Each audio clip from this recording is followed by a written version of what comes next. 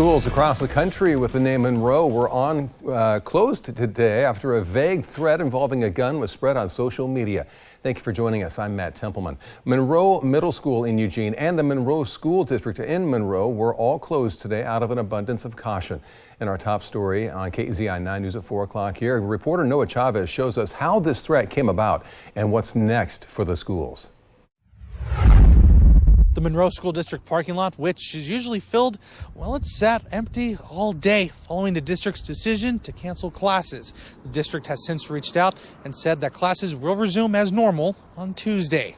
Yeah, I actually came home and looked to see if it was a federal holiday I didn't know about, and it's not. It wasn't difficult for the small community of Monroe to realize something was wrong, as many parents and staff were first alerted about the possible threat made towards the district. A little concerned, but I just first called off work. Kids' safety is most important, so happy that they're taking every situation and scenario cautiously. The Benton County Sheriff's Office confirmed they were made aware of the online threat and were working with the FBI. It turns out it wasn't only the Monroe School District affected by the threat, as the Monroe Middle School in Eugene was also closed because of the threat. They also added that the FBI says other schools across the country were also put on lockdown because of the social media post making reference to Monroe, but nothing more.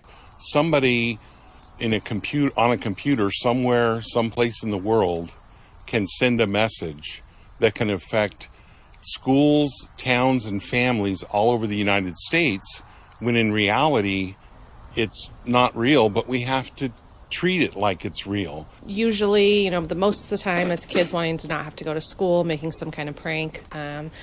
That's what I first kind of leaned toward. Again, happy that they made the choices that they did for today. Now, coming up on KZI 9 News at 5, I'll show you why parents feel that threats towards schools leave long-lasting impacts on the community.